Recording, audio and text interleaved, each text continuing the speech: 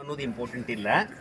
ಇಲ್ಲಿ ಬಂದಿರಿ ಅಂದ್ರೆ ನಿಮ್ಮನ್ನು ಕರ್ಕೊಂಬಂದವರು ಪರಮಾತ್ಮ. ನನಗೆ 35 ವರ್ಷ ಮೊದಲು ಕರ್ಕೊಂಬಂದ ಪರಮಾತ್ಮ ಈಗ ನಿಮ್ಮನ್ನು ಕರ್ಕೊಂಬಂದ. ಖುಷಿ ಆಯ್ತಾ? ವಾಪಸ್ ಹೋಗೋದ್ರೊಳಗಾಗಿ 5 ಮಾತು ನೆನಪಿಟ್ಕೊಡಿ. ಊಟದ ಬಗ್ಗೆ ಬೆಳಗ್ಗೆ ಎದ್ದ ತಕ್ಷಣ 1 ಗ್ಲಾಸ್ ಬಿಸಿನೀರು ಕುಡೀರಿ. ನೀರು ಹೆಂಗೆ ಕುಡಿಬೇಕಂದ್ರೆ ಕುತ್ತು ನೀರು ಚಹಾ ಕುಡ್ದಂಗೆ ಕುಡಿಬೇಕು. ರಾತ್ರಿ ಊಟ ಮನ್ಕೊಳಕ್ಕಿಂತ 2 ತಾಸು ಮೊದಲು 6ಕ್ಕೆ ಮಾಡ್ರೆ ನಂಬರ್ 1, 7, 2, 8 ಲಾಸ್ಟ್. Emergency okay. ರಾತ್ರಿ ಊಟ ಕಡಿಮೆ ಮಾಡಿರಿ. ಊಟದಾಗ 4 ನಿಯಮಗಳು: ಬಾಯಿ ಒಳಗೆ ನೀರಾಗಿ ಒಳಗೆ ಹೋಗಬೇಕು.